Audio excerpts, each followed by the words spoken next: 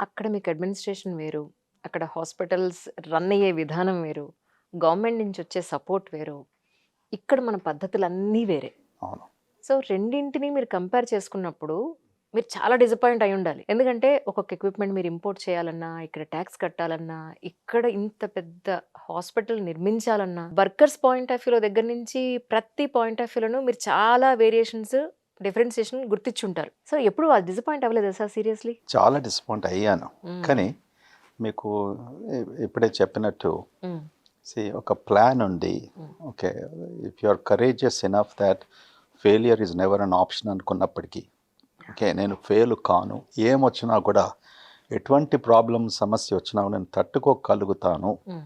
Okay, that నా life journey was my mirror image అంటాం. హ్మ్.